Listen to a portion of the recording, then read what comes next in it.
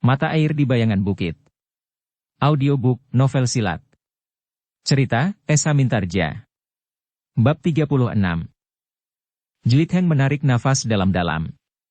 Katanya, kau terlalu membatasi diri antara Lumban Kulon dan Lumban Wetan, Nugata.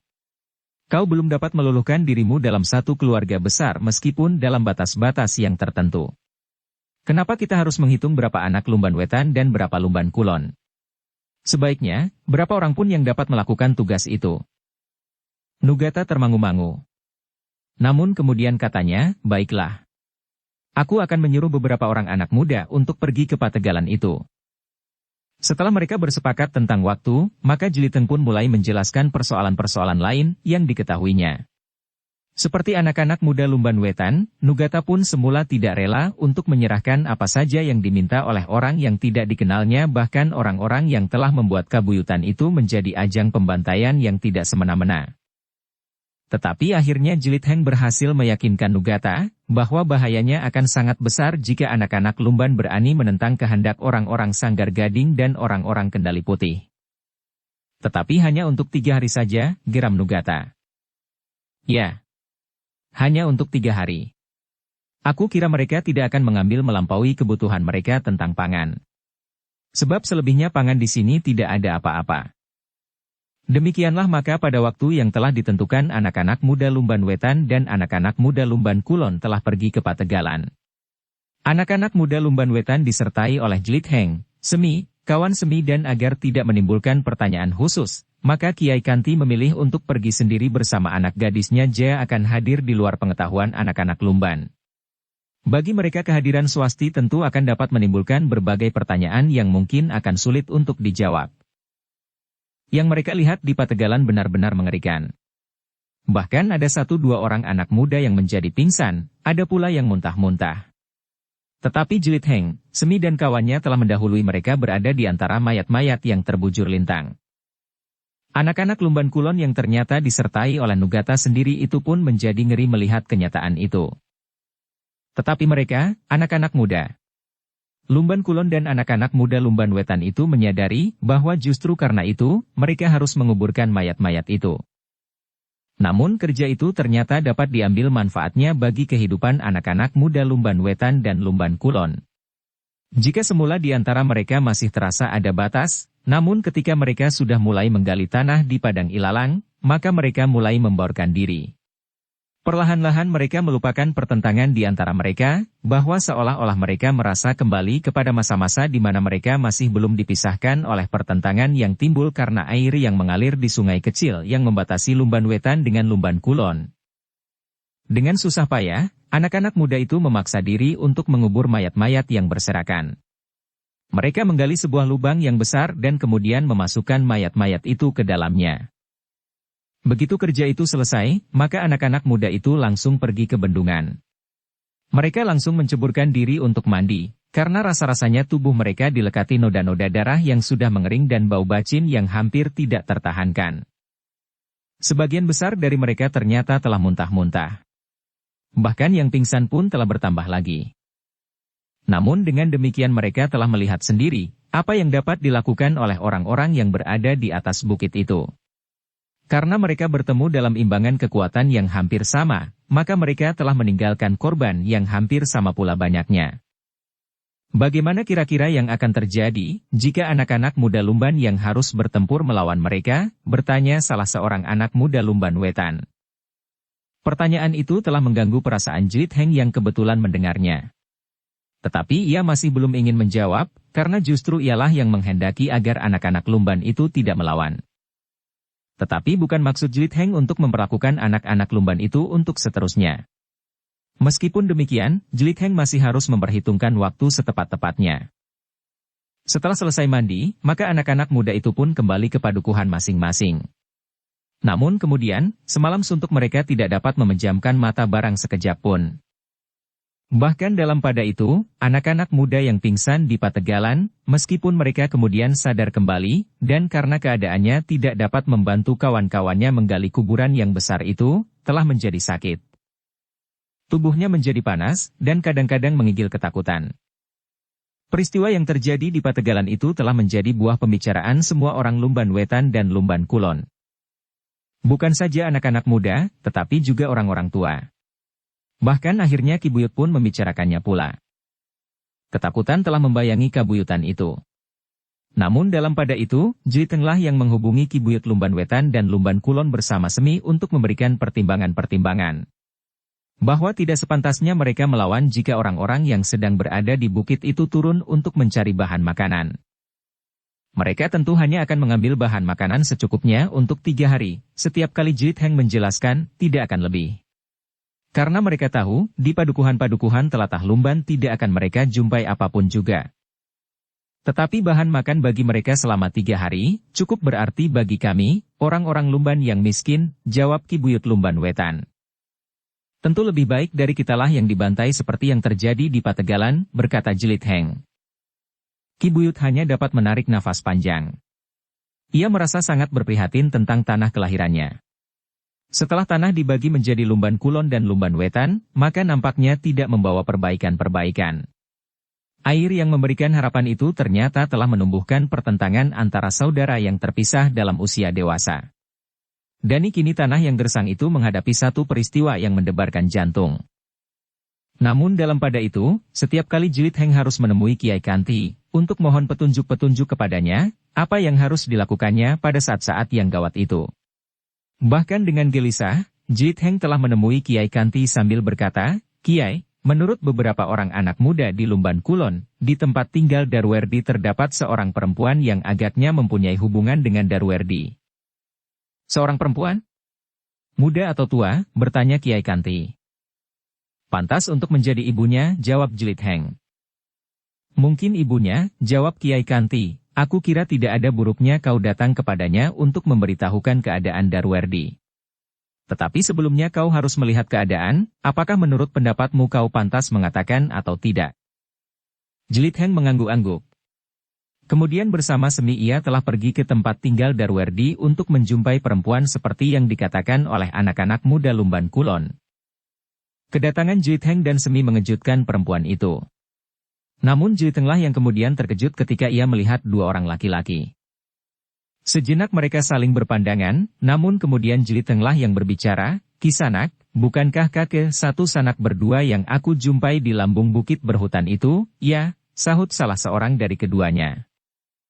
Aku sudah mengira bahwa kalian mempunyai hubungan dengan Darwerdi, jawab Jlitheng. Kedatanganku kemari sebenarnya juga ingin memberitahukan bahwa Darwerdi berada di bukit. Namun kami pun ingin tahu, apakah hubungan kalian dengan Darwerdi? Kedua orang laki-laki itu termangu-mangu. Namun seperti yang dikatakan Jlitheng dalam pengakuannya, bahwa ia adalah anak Lu Emban. Karena itu, maka menurut pertimbangan kedua laki-laki itu meskipun mereka tidak saling berbincang, namun agaknya tidak ada keberatannya untuk menyebut bahwa perempuan itu adalah ibu Darwerdi, justru karena keadaan Darwerdi yang gawat. Nampaknya mereka masih saja ragu-ragu. Tetapi akhirnya salah seorang dari mereka berkata, baiklah Kisanak. Nampaknya kau berkata sebenarnya tentang dirimu, bahwa kau adalah anak Lumban. Karena itu, aku kira kami pun akan berkata sebenarnya tentang diri kami. Bahwa kami adalah keluarga Darwerdi. Perempuan ini adalah ibu Darwerdi dan kami adalah paman-pamannya. Kami mencemaskan nasib anak itu. Ia adalah seorang anak yang berani, tangkas berpikir, tetapi kurang pengalaman. Ia kini berada di atas bukit itu, dalam tangan sekelompok orang yang tidak aku ketahui. Itulah yang ingin aku bertahukan, sahut Jlitheng. Aku memang sudah menduga bahwa di sini hadir ibunya. Tetapi karena kalian berdua ternyata adalah paman-pamannya, maka aku tidak perlu memberitahukan keadaan Darwerdi sekarang ini. Kami sudah mengetahuinya, berkata salah seorang dari kedua laki-laki itu. Baiklah, berkata Jlitheng kemudian, menghadapi orang-orang di atas bukit itu, kami sudah menemukan satu sikap. Kami, seluruh padukuhan Lumban Wetan dan Lumban Kulon. Dari Ki Buyut sampai kepada anak-anak mudanya. Aku mohon kalian dapat menyesuaikan diri dengan sikap kami, sikap yang bagaimana, bertanya salah seorang dari keduanya. Jlitheng pun kemudian memberitahukan sikap yang sudah disetujui oleh setiap orang di Lumban. Mereka tidak akan berbuat apa-apa selama 3 hari 3 malam. Sambil menunggu hasil pengamatan yang mulia atas pusaka itu dengan caranya. Kedua orang itu mengangguk-angguk. Katanya, jika itu sudah menjadi keputusan kalian, kami tidak akan berbuat lain. Tetapi bagaimana nasib Darwerdi kemudian? Kita bersama-sama akan melihat dalam waktu 3 hari lagi, jawab Jelit Heng. Apakah tidak akan terjadi sesuatu, desis yang lain? Kita akan bersama-sama mengamati keadaan, sahut Semi, tetapi kita harus sepakat dalam sikap dan tindakan. Kedua orang itu nampak ragu-ragu. Salah seorang dari keduanya itu pun bertanya, apakah maksud kalian? Apakah yang kalian sebut dengan kesepakatan sikap dan perbuatan? Aku tidak akan keberatan untuk berbuat apa saja tetapi dengan satu maksud tertentu, keselamatan Darwerdi. Jelit Heng memandang Semi sekilas. Kemudian katanya, kita memikirkan keselamatan bukan saja Darwerdi, tetapi juga Lumban dalam keseluruhan. Itu bukan urusanku, sahut salah seorang dari kedua orang itu, kami hanya berkepentingan dengan Darwerdi. Jangan berkata begitu, potong Jelit Heng, kalian berada di Lumban sekarang kita bersama-sama menghadapi keadaan yang gawat. Aku berharap bahwa kalian dapat bekerja bersama dengan kami. Sebelum salah seorang dari kedua orang itu menjawab, perempuan yang nampak selalu murung itu mendahului, terima kasih atas perhatian kalian anak muda. Aku sependapat bahwa kita bersama-sama menghadapi peristiwa yang gawat. Tentu kita akan bekerja bersama dengan seluruh isi kabuyutan Lumban. Jelit Heng memandang perempuan itu sejenak. Kemudian katanya, mudah-mudahan kita dapat berbuat banyak menghadapi masalah ini. Mungkin setelah 3 hari kita akan terpaksa melakukan tugas-tugas yang lebih berat lagi dari yang kita lakukan sebelum ini. Kedua orang itu mengangguk-angguk. Kemudian salah seorang dari mereka berkata, baiklah. Mungkin sikap ini bukan sikap yang mutlak, karena pada suatu saat, mungkin kita akan dihadapkan pada kepentingan yang berbeda. Jelit Heng menarik nafas dalam-dalam. Ia mengerti sikap kedua orang itu. Namun ia pun berharap bahwa segala perbedaan sikap dan kepentingan itu dapat dibicarakan kemudian.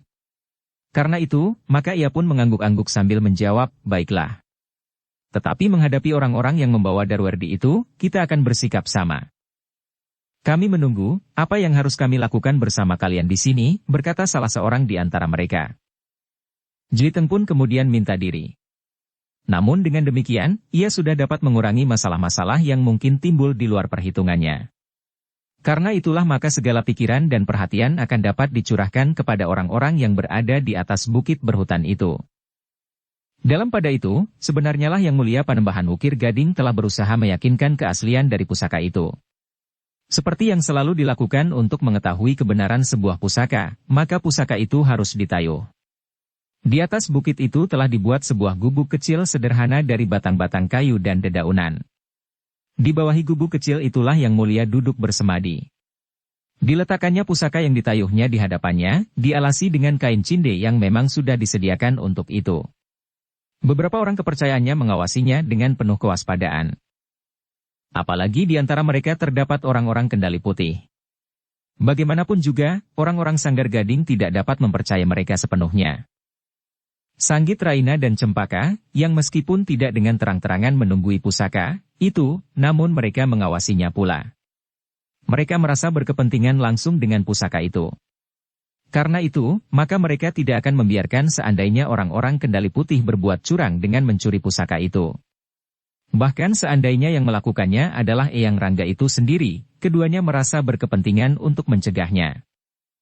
Di bagian lain, di bawah sebatang pohon yang besar, pangeran yang sedang sakit itu duduk dengan lemahnya ditunggui oleh tabib yang merawatnya.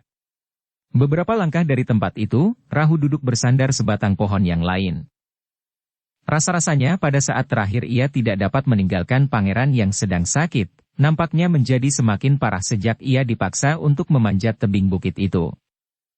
Beberapa langkah dari mereka, orang-orang Kendali Putih duduk berkelompok. Di antara mereka terdapat Eyang Rangga.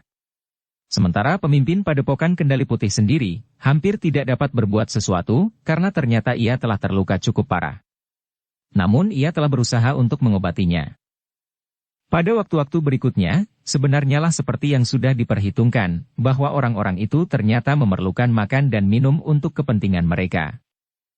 Karena di bukit itu kemudian diketemukan sumber air yang jernih, maka untuk minum mereka tidak lagi mempersoalkannya. Kita harus mencari bahan makanan ke padukuhan di bawah bukit, berkata salah seorang di antara mereka yang merasa lapar.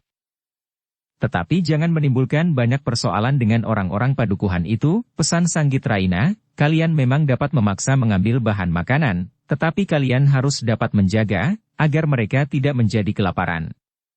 Karena seseorang yang kelaparan akan dapat berbuat apa saja di luar perhitungan. Meskipun mereka merasa diri mereka lemah, tetapi jika mereka harus memilih mati kelaparan atau mati dalam usaha mempertahankan diri, mereka akan memilih untuk mempertahankan hak mereka. Jika ada kekurangan, sambung Cempaka, kita dapat berburu binatang. Di hutan ini banyak terdapat binatang. Kalian tidak akan dapat menghabiskannya dalam waktu 3 hari 3 malam selama kalian berada di sini. Sementara itu, yang duduk sambil menundukkan kepalanya adalah Darwerdi yang diawasi dengan cermat oleh orang-orang Sanggar Gading. Ia menjadi berdebar-debar dan gelisah. Setiap saat ia merasa bahwa nasibnya akan ditentukan setelah pusaka itu selesai ditayuh. Namun demikian kekerasan hatinya selalu mengelak apabila terbersit penyesalan dilihatinya, bahkan di dalam hati ia menggeram, setiap usaha memang mengandung kemungkinan, berhasil atau gagal. Jika aku gagal apa boleh buat? Tetapi bagaimanapun juga, Darwerdi tidak dapat mengelakkan kenyataan bahwa yang terjadi itu tidak selancar sebagaimana direncanakan. Ia mengharap bahwa Yang Mulia Panembahan Wukir Gading dari Sanggar Gading tanpa meyakinkan kebenarannya begitu saja menerima pusaka itu dan menyerahkan pangeran yang dimintanya itu kepadanya. Pangeran itu memang sudah dibawa oleh orang-orang Sanggar Gading, tetapi mereka tidak begitu saja percaya kepadanya bahwa pusaka itu adalah pusaka yang sebenarnya. Pangeran itu tentu mentertawakan aku, berkata Darwerdi di dalam batinya. Karena justru menurut keyakinannya, pangeran itu mengetahui pusaka yang sebenarnya. Karena itu, jika ia melihat peti pusaka yang ditayuh oleh Yang Mulia itu, maka pangeran itu tentu akan heran, bahwa ada orang lain yang menyebut dirinya mengetahui letak pusaka itu, apalagi jika pangeran itu melihat peti tempat penyimpanan pusaka itu. Tetapi lebih dari itu, jika Yang Mulia telah selesai meyakinkan kebenaran pusaka itu dan ternyata ia dapat melihat kepalsuannya, maka nasibnya akan ditentukan oleh orang-orang Sanggar Gading yang garang itu. Dalam pada itu, sebenarnya lah orang-orang Sanggar Gading dan orang-orang Kendali Putih telah turun ke padukuhan-padukuhan di telatah Lumban untuk mencari bahan makanan. Tetapi mereka tidak melanggar pesan Sanggit Raina agar mereka tidak terlalu menyakiti hati orang-orang Lumban, karena dengan demikian, orang-orang yang cemas bahwa mereka akan kelaparan itu akan dapat mengganggu mereka yang berada di bukit itu. Dalam pada itu, orang-orang Lumban pun telah melakukan sebagaimana telah mereka sepakati. Anak-anak muda telah memberitahukan kepada setiap orang agar mereka tidak melawan orang-orang yang sedang berada di atas bukit. Jika mereka menjadi marah, maka yang akan terjadi adalah bencana yang tidak terduga-duga. Karena itu, maka tidak ada lain yang dapat mereka lakukan kecuali memberikan apa yang diminta.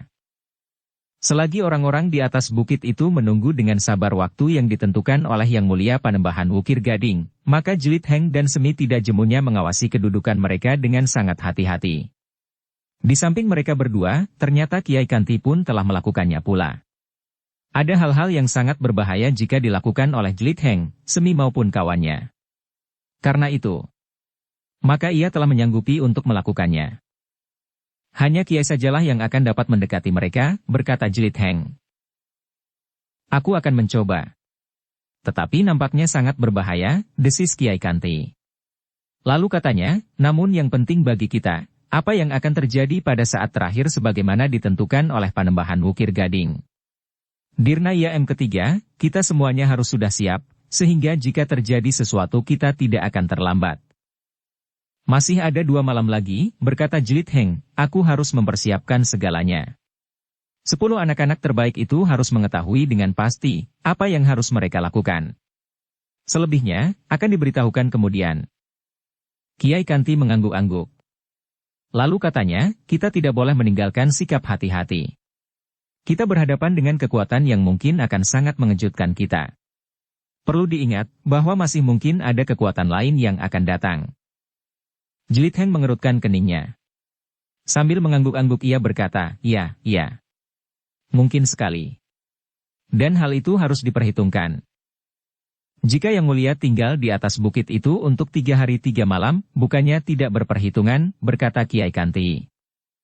Jlit Heng mengangguk-angguk. Sekali lagi ia berdesis, ya. Ya. Segalanya memang memerlukan pengamatan tersendiri, demikianlah, maka Jlit Heng pun kemudian merasa perlu untuk menghubungi 10 anak muda terbaik dari Lumban, bahkan Jlit Heng pun telah mencoba menghubungi anak-anak terbaik dari Lumban Kulon, termasuk anak Ki Buyut yang agak sombong itu. Kita harus mempersiapkan segala sesuatu menjelang hari ketiga itu, berkata Jlit Heng kemudian. Bukankah seperti yang kau katakan, semuanya itu akan berakibat kehancuran semata-mata, berkata Nugata. Jika kita tidak siap maka akibatnya memang akan demikian. Karena itu kita harus mempersiapkan diri sebaik-baiknya. Masih ada 2 malam. Anak-anak terbaik ini masih berkesempatan untuk mengingat kembali bagaimana caranya menggenggam pedang, berkata Jlit Heng. Jlit Heng pun kemudian memberikan sedikit gambaran tentang kemungkinan yang dapat mereka lakukan. Darwerdi memerlukan pertolongan apabila pada saatnya ia tercepit oleh kekuatan di atas bukit itu, karena persoalan yang tidak diketahui. Tetapi adalah satu kenyataan bahwa ia telah dibawa olehi orang-orang yang garang itu ke atas bukit. Kita tidak dapat membiarkannya tanpa berbuat sesuatu, berkata Jlit Heng, sebab ia pun telah berbuat sesuatu atas kita, untuk membunuh diri, bertanya Nugata pula. Tentu tidak. Kita tidak bekerja sendiri. Darwerdi mempunyai 2 orang paman yang nampaknya memiliki ilmu yang cukup tinggi. Kemudian Semi dan kawannya telah menyatakan diri bergabung bersama kita. Selebihnya Darwerdi sendiri tentu akan dapat menanggapi keadaan jika kita berbuat sesuatu. Sehingga dengan demikian kita akan mempunyai kekuatan yang cukup untuk melawan orang-orang Sanggar Gading dan orang-orang Kendali Putih, berkata Jlit Heng. Tetapi apakah sebenarnya kepentingan kita demikian besar? Sehingga mungkin kita akan mengorbankan orang-orang terbaik dari Lumban Wetan dan Lumban Kulon, Nugata masih ragu-ragu. Ada sesuatu yang masih belum kita ketahui dengan pasti dari persoalan ini. Tetapi bahwa daerah sepasang bukit mati ini menjadi perhatian sekian banyak orang, tentu ada sebabnya. Juga kehadiran Darwerdi di daerah ini pun perlu dipertanyakan kemudian, berkata Jlit Heng, karena itu, yang perlu kita lakukan dahulu, adalah mengusir orang-orang itu selagi kita masih dapat memanfaatkan segala kekuatan yang ada. Nugata termangu-mangu sejenak. Namun kemudian ia pun tidak berkeberatan. Memang ada banyak hal yang tidak mereka ketahui dengan pasti. Namun ia sependapat bahwa orang-orang itu harus disingkirkan. Sementara itu, mumpung ada kekuatan yang akan dapat membantu mereka. Tanpa kekuatan itu, nalar Nugata pun dapat mengerti, anak-anak Lumban tidak akan dapat berbuat apa-apa. Sementara jika mereka tidak diusir maka mereka akan menguras habis segala persediaan makanan yang ada di daerah tandus itu. Akhirnya Nugata menyetujui untuk mempersiapkan diri. Namun ia masih berkata, kita baru akan bersiap-siap. Tetapi kita masih harus menilai keadaan terakhir besok. Jika keadaan tidak memungkinkan kita tidak akan memaksa diri. Baiklah. Kita akan berhimpun sore nanti. Segalanya akan diatur oleh Semi dan kawannya. 2 orang pemburu itu memiliki kemampuan di atas kemampuan kita, sehingga mereka akan dapat menuntun kita seperti yang pernah dilakukan, berkata Jlit Heng. Aku belum pernah mendapat tuntunannya, potong Nugata. Maksudku anak-anak Lumban Wetan. Tetapi ia memiliki kemampuan seimbang dengan Darwerdi meskipun dasar-dasar ilmunya berbeda. Tetapi pada dasarnya, kita akan dapat mencari alas kemampuan yang bersifat umum bagi yang berkemampuan setingkat dengan kita-kita ini, jawab Jlit Heng. Nugata tidak membantah lagi. Sementara itu mereka pun telah mendapat kesepakatan waktu kapan mereka mulai berkumpul. Tidak terlalu banyak. Dari Lumban Wetan, kecuali Jlit Heng hanya ada 10 orang terbaik. Sementara dari Lumban Kulon Nugata akan memilih 10 orang terbaik pula. Demikianlah, di luar pengetahuan orang-orang Sanggar Gading dan Kendali Putih, Lumban telah mempersiapkan diri. Jlit Heng dengan sengaja telah menemui 2 orang paman Darwerdi untuk melihat persiapan anak-anak muda Lumban. Kedua orang itu ternyata bersiap pula untuk membantu. Bersama Semi dan seorang kawannya, kedua orang paman Darwerdi yang memiliki kemampuan yang cukup itu pula, telah ikut membantu menempa anak-anak muda Lumban.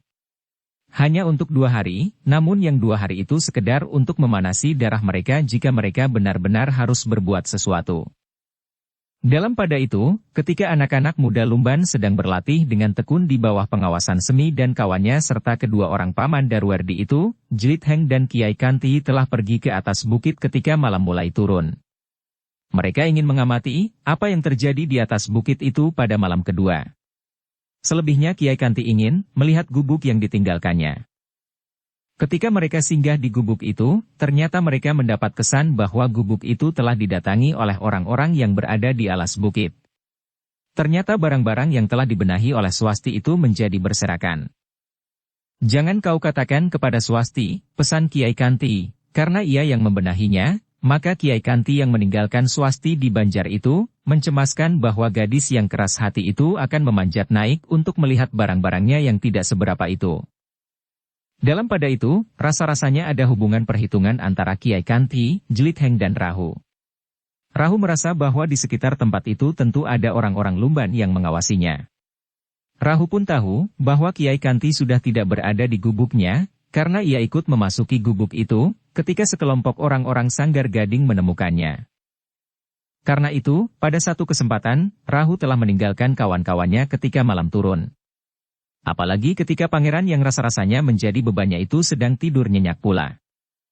Sebenarnya lah, Rahu telah memilih arah yang benar.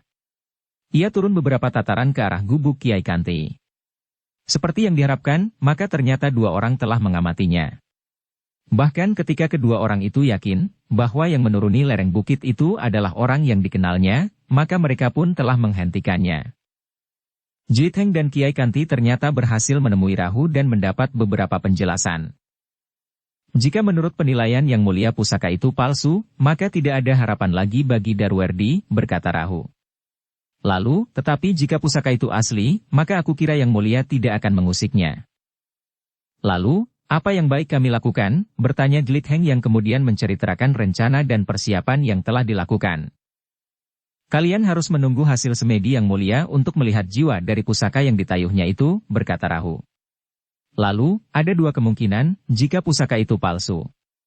Darwerdi akan mengalami nasib yang sangat buruk. Jika kalian ingin menyelamatkan, sekaligus mengusir orang itu, aku akan membantu kalian, karena tugasku akan mencapai puncaknya pula dengan kehadiran pangeran itu. Tetapi jika yang mulia menganggap bahwa pusaka itu asli dan menyerahkan pangeran itu kepada Darwerdi, maka Semilah yang akan bertugas untuk mengurus pangeran itu dan aku akan mengikuti pusaka yang akan dibawa oleh yang mulia. Pekerjaan itu akan terlalu berat Nger, berkata Kiai Kanti, pusaka itu pun akan dapat diselesaikan di sini. Rahu memandang Kiai Kanti sejenak. Namun nampaknya Kiai Kanti menangkap perasaan Rahu. Maka katanya, bukan maksudku, bahwa dengan demikian, aku akan mendapat kesempatan pula untuk ikut serta beramai-ramai memperebutkannya. Rahu menarik nafas dalam-dalam. Namun kemudian ia mengangguk. Katanya, baiklah. Kita akan menyelesaikan segalanya setelah hari ketiga, agar kita pun tahu, apakah pusaka itu asli atau bukan. Jlit Heng mengangguk. Tetapi seperti Kiai Kanti, ia pun melihat kecurigaan pada tatapan mata Rahu. Namun demikian Jlit Heng tidak mengatakannya. Yang mereka bicarakan selanjutnya adalah rencana yang lebih terperinci. Pada pagi hari setelah malam ketiga, Rahu harus tahu pasti di mana Jlit Heng menunggu.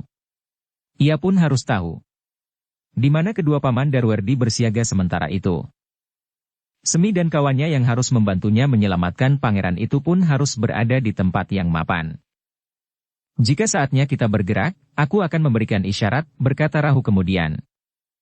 Kami menunggu isyaratmu, sahut Jlit Heng. Itu pun harus berada di tempat yang mapan. Jlit Heng pun kemudian meninggalkan tempat itu, setelah dengan terperinci ia menyebut tempat-tempat yang dimaksud oleh Rahu. Bersama Kiai Kanti mereka menuruni tebing dan kembali ke Lumban Wetan. Sementara itu, 10 anak-anak muda Lumban Wetan ternyata masih belum kembali. Karena itu, maka Jlit Heng pun telah menyusul mereka ke halaman Banjar Lumban Kulon. Di halaman itulah anak-anak muda Lumban Wetan dan Lumban Kulon berusaha menyempurnakan bekal ilmunya yang belum begitu mantap.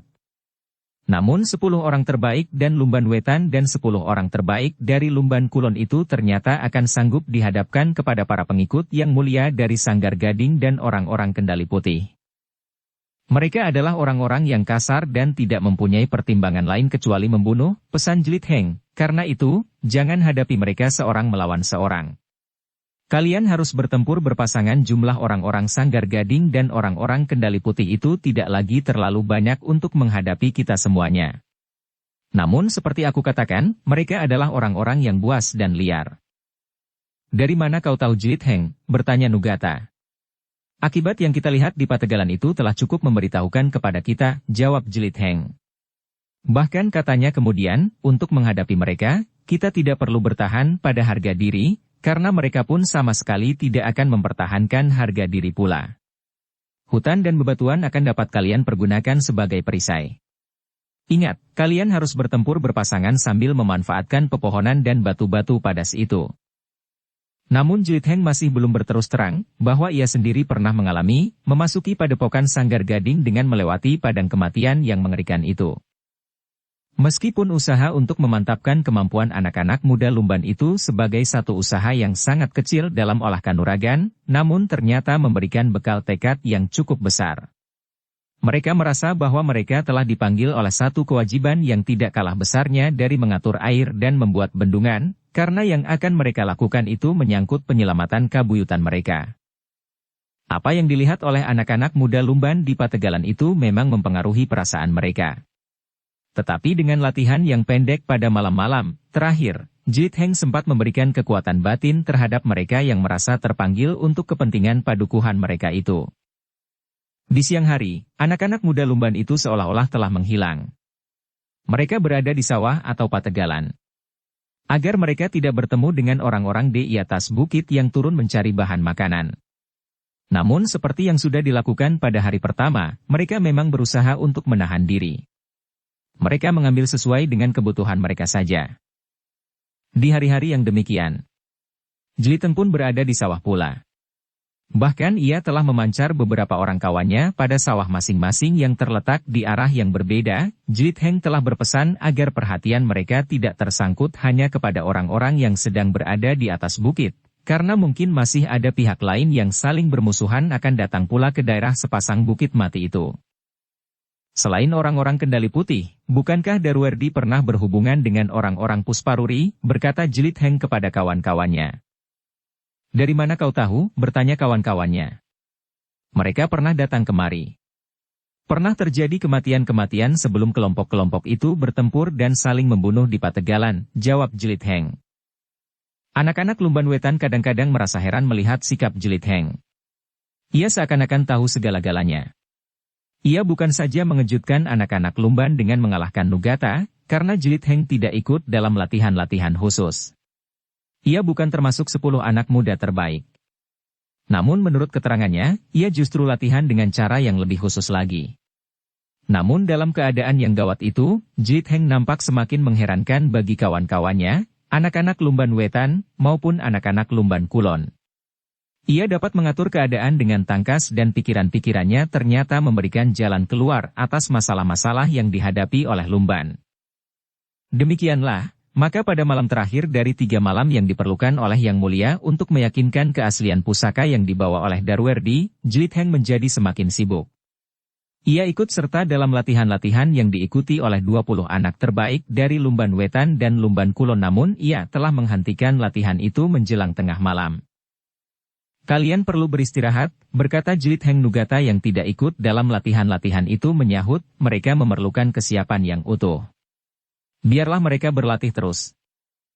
Mereka akan kelelahan, sehingga esok jika diperlukan, tenaga mereka tidak akan mampu mengatasi kelelahan itu, jawab Jelit Heng. Kenapa kau selalu mengatur kami? Potong Nugata, kau sangka kau panglima di sini? Jelit Heng menarik nafas dalam-dalam. Namun dalam pada itu, Semi berkata, memang sebaiknya kita beristirahat. Kau pun memerlukan istirahat meskipun hanya sebentar. Aku tidak perlu istirahat. Aku dapat bertempur, bukan hanya berlatih, 3 hari 3 malam, geram Nugata. Namun ternyata kedua paman Darwerdi itu pun menengahi, memang ada baiknya untuk beristirahat. Nugata memandang kedua orang itu sejenak. Sementara itu salah seorang dari kedua paman Darwerdi itu berkata, kemampuan dan daya tahan seseorang memang tidak sama. Mungkin seseorang dapat bertahan untuk waktu yang lama, bahkan 3 hari 3 malam bertempur tanpa beristirahat. Tetapi ada yang memerlukan waktu untuk beristirahat dan bersiap-siap seperlunya. Nugata tidak menjawab lagi. Sambil menarik nafas ia berkisar dari tempatnya. Sementara itu Jiteng pun berkata kepada anak-anak muda itu, kalian sempat beristirahat. Namun kalian harus mempersiapkan senjata kalian sebaik-baiknya agar pada saatnya kalian tidak menyesal justru karena senjata kalian. Kalian dapat memilih senjata yang paling sesuai.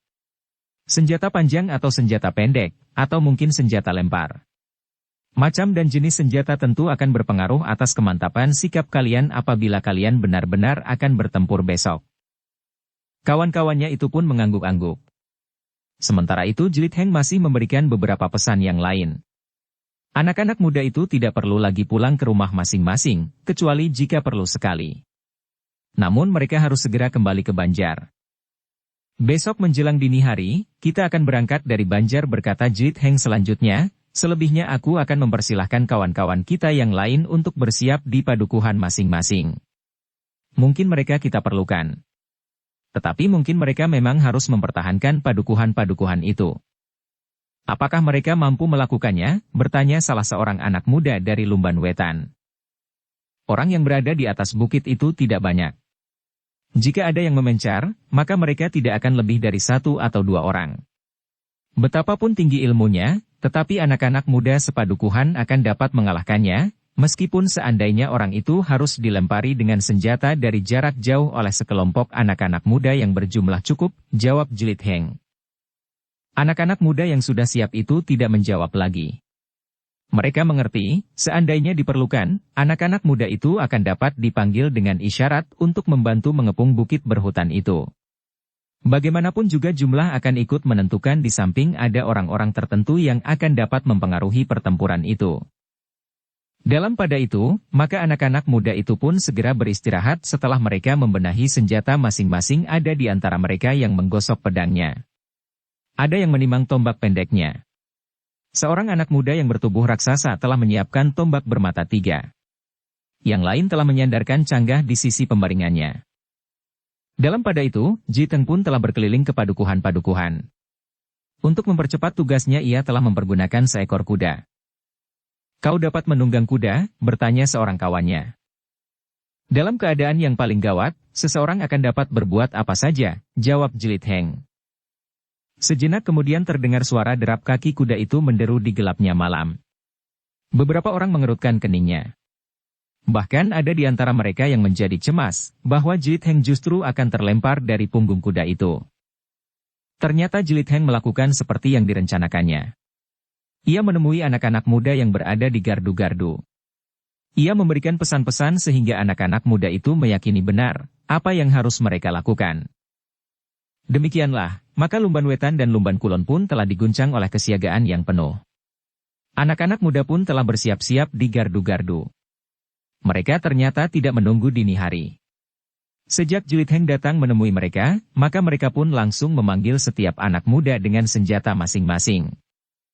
Apakah kami harus melawan orang-orang yang telah bertempur di Pategalan? Bertanya salah seorang anak muda yang tidak sempat bertemu langsung dengan Jlit Heng. Yang akan langsung menghadapi mereka bukan kita, jawab anak-anak muda yang lain, tetapi jika ada 1-2 orang yang melarikan diri dan tersesat ke padukuhan ini, atau dengan sengaja ingin melakukan kejahatan di padukuhan ini, itu adalah kewajiban kita. Anak-anak muda itu pun segera bersiap-siap. Bahkan ada di antara mereka yang mempersiapkan anak panah dan busurnya, sementara yang lain menyiapkan lembing. Jika perlu kita akan bertempur dengan jarak, desis anak muda yang langsung mendengar pesan Jlit Heng. Dalam pada itu, maka setelah semua padukuhan mendengar pesannya Jlit Heng pun segera kembali ke Banjar. Ternyata bahwa anak-anak muda Lumban telah mempergunakan waktu sebaik-baiknya. Mereka telah tertidur di Banjar dan bahkan ada yang tidur di amben bambu di Serambi. Yang lain melintang di pintu peringgitan, sementara ada pula yang tertidur di sudut Banjar sambil bersandar dinding dan memeluk pedangnya. Semidatu kawannya pun ternyata telah tertidur pula. Sementara kedua paman Darwardi pun ternyata telah tidur di luar Banjar. Yang berjaga-jaga adalah justru anak-anak muda yang tidak akan ikut ke bukit esok pagi-pagi benar. Mereka berjaga-jaga dengan hati-hati dan dengan kesadaran sepenuhnya tentang apa yang dapat terjadi. Jlitheng sendiri pun kemudian berbaring pula di sebuah dingklik bambu di bawah sebatang pohon sawo di halaman samping. Sejuknya udara malam telah mengusapnya, sehingga akhirnya ia pun tertidur meskipun hanya sebentar setelah ia berpesan kepada penjaga, bahwa mereka harus dibangunkan sebelum dini hari. Meskipun anak-anak muda yang berjaga-jaga itu tidak akan pergi ke bukit, namun mereka pun menjadi gelisah pula. Mereka justru telah mereka-reka apa yang akan terjadi kemudian. Demikianlah, seperti yang dipesankan oleh Jlitheng, maka menjelang dini hari, anak-anak muda itu pun telah dibangunkannya. Dengan cepat mereka mempersiapkan diri sambil mengunyah beberapa potong ketela pohon yang sudah disediakan. Mereka harus menjaga agar mereka tidak kelaparan, jika mereka benar-benar akan menghadapi satu perjuangan yang berat di hari mendatang. Sejenak kemudian, anak-anak muda itu pun telah siap. Jlitheng masih berbicara sejenak dengan Semi dan kawannya serta kedua paman Darwerdi. Meskipun Nugata ikut pula di antara mereka, tetapi dalam keadaan yang mendesak Jlitheng tidak sempat lagi untuk selalu bertanya kepadanya ketika segalanya telah jelas, sebagaimana dikehendaki dan dibicarakan antara Jlitheng dan Rahu tentang tempat-tempat di sekitar puncak bukit itu, maka mereka pun segera berangkat. Mereka berjalan dengan cepat melintasi sawah dan ladang di dalam gelapnya sisa malam. Sementara langit sudah mulai membayang kemerah-merahan. Dalam pada itu, Kiai Kanti pun telah pergi ke bukit itu pula bersama anak gadisnya sebagaimana telah dibicarakan pula dengan Jlitheng. Kiai Kantin akan mengambil tempat yang paling dekat dengan tempat Samadhi yang mulia Panembahan Wukir Gading. Rahu yang akan berusaha melindungi pangeran yang sakit itu, akan tetap berada di sampinginya, sementara Jlitheng akan mengamati tingkah laku Sanggit Raina dan Cempaka. Kedua paman Darwerdi akan dipersilahkan untuk berbuat sesuatu, jika Darwerdi mengalami perlakuan yang tidak sewajarnya. 20 orang terbaik dari Lumban Kulon dan Lumban Wetan akan bertempur pada saatnya.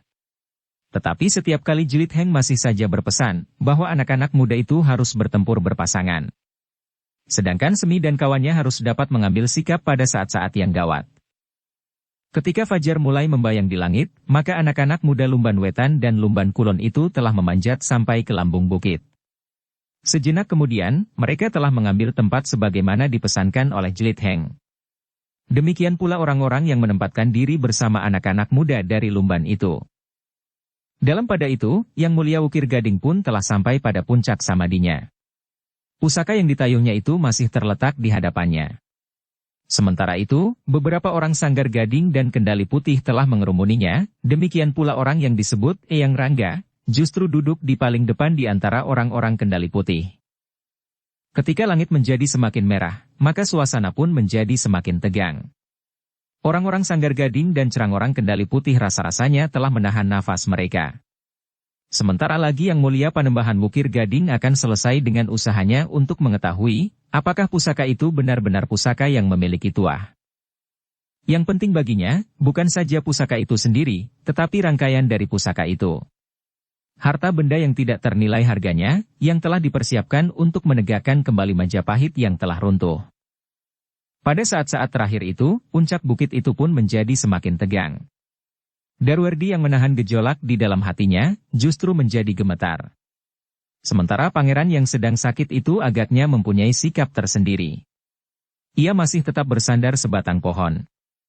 Bahkan rasa-rasanya ia menjadi semakin lemah. Rahu yang berada di sebelahnya melihat pangeran itu dengan iba. Betapa sorot matanya memancarkan keputusasaan. Bahkan mata itu bagaikan telah menjadi redup dan tidak bercahaya sama sekali. Jika pangeran yang sakit itu memejamkan matanya, maka menurut pandangan mata Rahu, tidak ubahnya pangeran itu tidak akan dapat bangun lagi. Ternyata Rahu yang nampak cukup kasar di antara orang-orang Sanggar Gading itu tidak dapat menahan rasa ibanya. Ketika tabib yang merawat pangeran itu beringsut untuk beberapa lamanya, maka Rahu pun berbisik, "Jangan cemas pangeran." "Apa maksudmu?" bertanya pangeran itu. "Buat apa saja?" jawab Jlitheng. "Aku bertugas untuk melindungi pangeran, meskipun tugas itu bukan tugas utamaku. Tetapi panggilan kewajibanku menuntut aku berbuat demikian," jawab Rahu. "Siapakah kau sebenarnya?" bertanya pangeran itu. "Pangeran tidak perlu mengetahuinya," jawab Rahu. Pangeran itu ragu-ragu. Namun ia tidak menjawab lagi. Ia masih saja bersandar dengan lemahnya. Dalam pada itu, langit pun menjadi semakin merah. Yang Mulia masih duduk dengan kepala tunduk. Pusaka yang ditayuhnya masih juga tetap di tempatnya. Semakin merah langit menjelang pagi, maka nampak tangan Yang Mulia itu menjadi gemetar. Bahkan kemudian ia mengangkat kedua tangannya dan meletakkannya di atas peti itu. Suasana menjadi semakin tegang. Daruwerdi yang duduk sambil menundukkan kepalanya, tiba-tiba saja beringsut setapak ketika setiap orang memperhatikan pusaka itu, maka Daruwerdi justru telah mempersiapkan diri. Ia mengetahui dengan pasti bahwa pusaka itu sama sekali bukan pusaka yang sebenarnya. Karena itu, maka ia pun sadar bahwa akan terjadi sesuatu yang sangat gawat baginya. Bahkan mungkin ia tidak akan dapat lepas lagi dari tangan orang-orang Sanggar Gading. Tetapi aku tidak mau mati seperti kelinci, berkata Daruwerdi di dalam hatinya, aku akan mati sebagaimana seekor binatang buas di hutan lebat. Karena itu, siapapun yang harus dilawannya, ia sudah siap untuk bertempur. Ia sadar bahwa ia akan mati. Tetapi ia akan mati jantan. Dalam pada itu, ketika fajar menyingsing dan sinar matahari mulai membayang di langit, tiba-tiba saja terdengar Yang Mulia itu berteriak nyaring. Suaranya bagaikan membelah bukit kecil itu. Kedua tangannya yang gemetar dengan serta-merta telah mengangkat peti di hadapannya itu dan membantingnya dengan serta-merta sehingga peti itu pecah berserakan. Anak iblis, Yang Mulia itu pun kemudian bangkit, kau kira aku sedungu kau heh? Semua orang yang melihat hal itu terkejut. Rahu pun terkejut pula. Apalagi Daruwerdi. Ia sadar sepenuhnya bahwa ia tidak akan dapat berbohong lagi. Dengan demikian, maka ia akan menghadapi persoalan yang dilontarkannya itu dengan sungguh-sungguh dan mungkin akan merampas nyawanya. Setiap penyesalan telah diusirnya dari hatinya. Namun ia tidak dapat mengingkari perasaannya, bahwa seharusnya ia tidak melakukan permainan yang berbahaya itu. Tetapi semuanya sudah terlanjur. Ia sudah berhadapan dengan Yang Mulia. Di Pategalan telah terbunuh orang-orang Sanggar Gading dan Kendali Putih justru karena permainan Daruwerdi, kau akan menipu aku heh. Wajah Yang Mulia itu menjadi merah membara. Sementara semua orang telah memandangi Daruwerdi yang kemudian bangkit berdiri. Yang Mulia, berkata Daruwerdi justru dengan suara mantap karena ia merasa akan dapat mengelak lagi, kau tidak melakukannya dengan bersungguh-sungguh. Pusaka itu harus ditayuh dengan sebaik-baiknya. Kau tidak melakukan sebagaimana seharusnya. Di siang hari kau masih juga makan dan minum, meskipun di malam hari kau bersemadi. Anak bodoh, geram Yang Mulia, aku sudah melakukannya beberapa kali. Setiap kali aku tentu berhasil melihat dengan tepat. Dan aku pun telah melihat apa yang kau sebut sebagai pusaka itu. Sampai saat terakhir aku masih berusaha untuk meyakinkan. Namun sampai saat terakhir isyarat yang aku terima tidak berubah. Pusaka itu palsu. Pusaka itu memang sebilah keris yang mempunyai arti. Tetapi sekedar bagi seseorang yang ingin mendapat istri dan dicintai oleh 1000 perempuan cantik. Bukan sebuah pusaka yang dapat membangkitkan kemampuan dan wibawa bagi tegaknya satu pimpinan pemerintahan. Selain kepalsuan pusaka itu, maka berarti bahwa segala rangkaiannya pun tidak akan terdapat pada bagian-bagian lain yang menyertai pusaka itu. Daruwerdi yang berdiri tegak itu memandang pangeran yang sedang sakit, yang masih duduk bersandar sebatang pohon. Sementara Rahu pun masih selalu berada di dekatnya. Bahkan ia telah berdiri tegak dan bersiap menghadapi segala kemungkinan. Sanggit Raina dan Cempaka pun menjadi tegang. Kemarahan mulai merayapi jantungnya. Meskipun tidak langsung, maka keduanya pun merasa tertipu pula. Apalagi Cempaka yang langsung berhubungan dengan Daruwerdi sebelum saat-saat penyerahan itu terjadi. Karena itu, jantungnya yang bagaikan tersentuh api itu, telah mendorongnya untuk meloncat maju sambil berteriak, Yang Mulia. Beri kesempatan aku membunuhnya. Aku adalah orang yang paling tersinggung atas kepalsuan ini, karena aku adalah orang yang pertama sekali berbicara tentang penyerahan ini. Daruwerdi memandang Cempaka, itu dengan tajamnya pula. Bahkan kemudian ia berkata, aku tantang kau berperang tanding. Bodoh, potong Yang Mulia, kau akan memperbodoh kami sekali lagi? Kau akan menuntut perang tandang dengan taruhan kebebasanmu? Wajah Daruwerdi menegang. Namun Cempaka menyahut, aku akan membunuhnya. Ia tidak akan dapat keluar dari tempat ini. Tidak, ia telah memperbodoh aku. Ia telah menyebabkan kawan-kawan kita berbunuhan di Pategalan. Ia telah menyebabkan segalanya menjadi hancur. Eyang Rangga yang sejak semula memandangi Darwerdi dengan tegang, telah berkata, kaulah yang telah memancing permusuhan antara orang-orang Sanggar Gading dan orang-orang Kendali Putih. Orang-orang yang telah mati itu tidak akan hidup kembali. Salah kalian sendiri, jawab Darwerdi. Ia nampaknya telah kehilangan perasaannya sama sekali, karena ia merasa tidak akan dapat membebaskan diri lagi dari tangan orang-orang yang kasar dan yang pada suatu saat dapat menjadi buas dan liar itu, jika kalian tidak dicengkam oleh ketamakan dan nafsu yang berlebihan, kalian tidak akan saling membunuh sekedar untuk memperebutkan pusaka maupun harta benda. Tutup mulutmu anak iblis, Yang Mulia tiba-tiba saja telah melangkah setapak maju dengan wajah yang tegang, kami harus mendapat imbalan dari segala jerih payah kami. Kami telah membawa pangeran yang meskipun sedang sakit, sebagaimana kau minta. Sekarang ternyata yang ada hanyalah kau.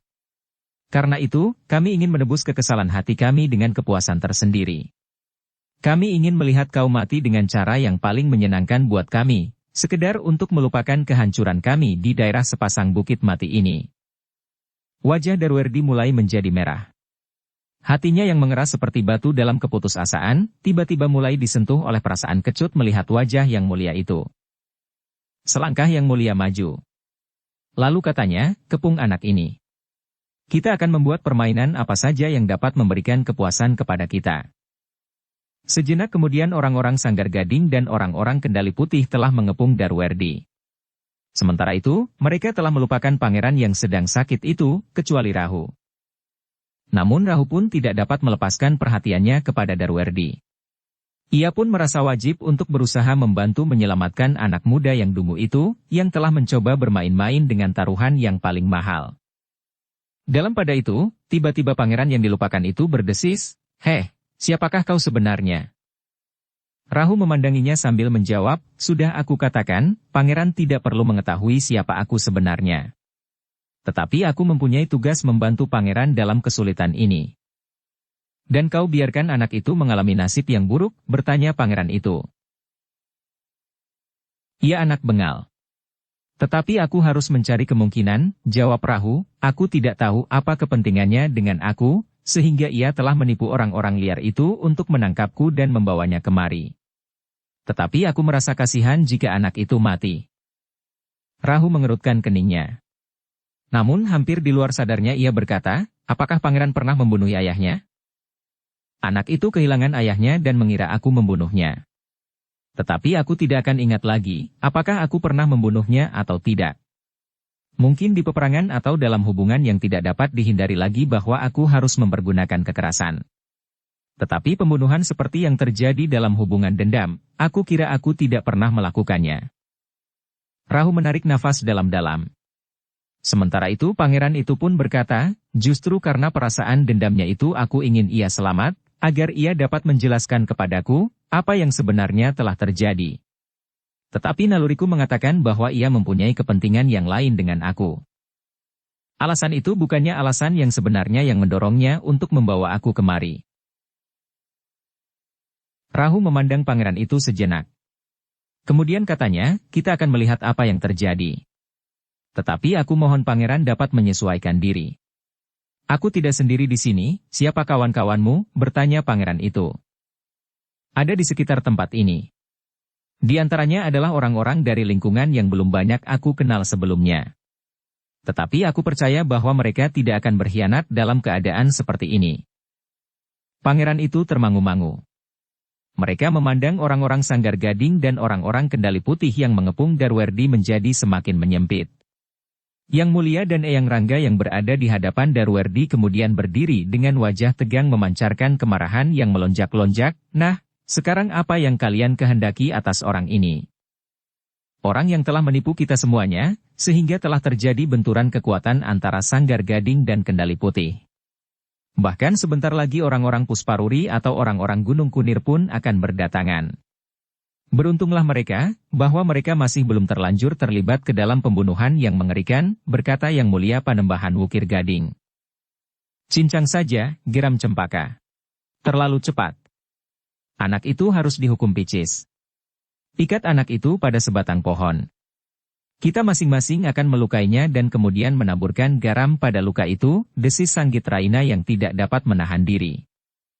Bagus, bagus sekali, hampir berbareng beberapa orang berteriak.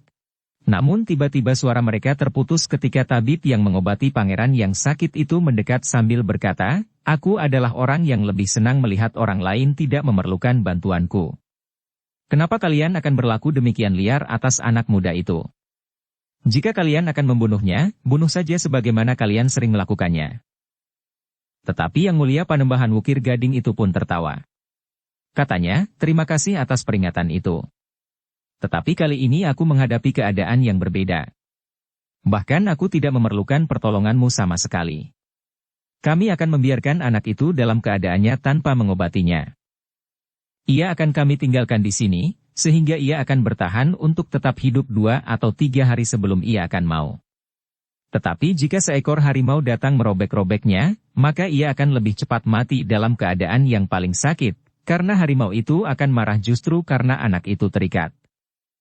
Tabib itu memandang Yang Mulia dengan kerut-merut di kening. Tetapi ia kemudian berkata, "Segalanya terserah kepadamu. Tetapi itu bertentangan dengan kewajibanku. Jangan seperti anak-anak yang baru pandai merajuk.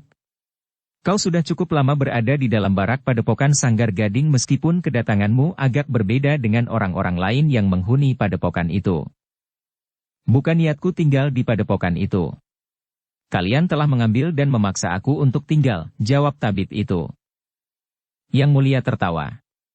Katanya, "Sudahlah. Minggirlah. Kita akan segera bermain-main mumpung matahari belum terlalu tinggi." Bersambung ke bab 37. Dukung kami dengan subscribe, follow, like, komen dan share. Terima kasih.